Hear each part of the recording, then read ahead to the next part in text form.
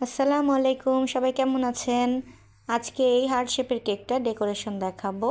তো এটা আমার গতকাল একটা অর্ডার ছিল, একটা ভাবি অর্ডার করেছিল ওনার দের 7 বছর বিবাহবার্ষিকী উপলক্ষে।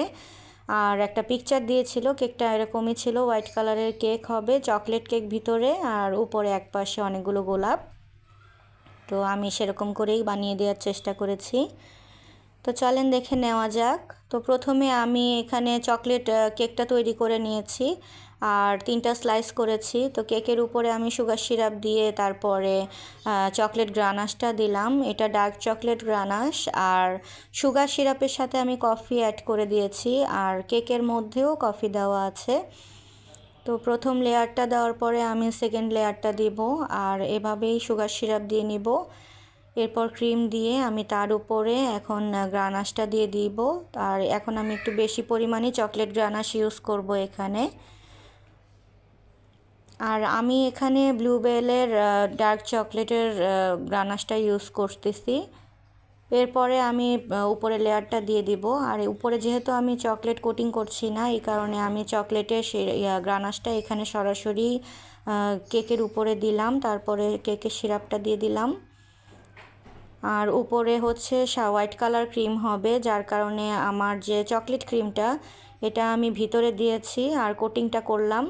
আর উপরে আমি আলাদা করে আবার হোয়াইট কালারের ক্রিমটা পাতলা করে দিয়ে নিলাম।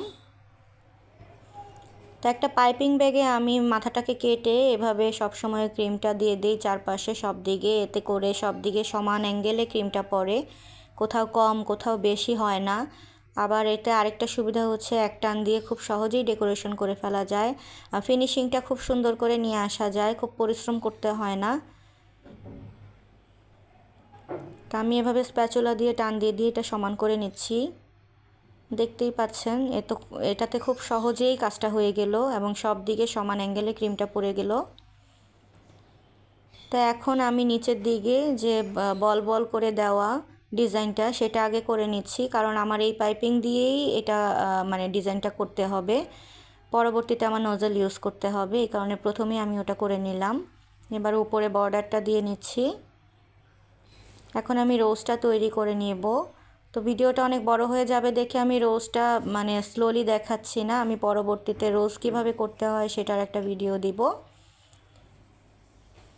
তো এখানে রেড কালারের রোজগুলো মানে সত্যি খুবই সুন্দর হয়েছে। রোজগুলো এরকম একটু কলি কলি টাইপসের থাকলে দেখতে খুবই ভালো লাগে, আর ছড়ানো রোজের থেকে এটা অ্যাকচুয়ালি বেশি দেখতে সুন্দর।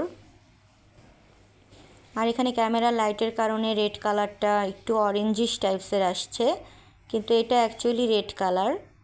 আর আপুটা আমাকে বলেছিল যে এখানে বাংলায় পথ চলা 7 বছর এটা লিখে দিতে, তা আমি চকলেট দিয়ে সেটা লিখে দিয়েছি।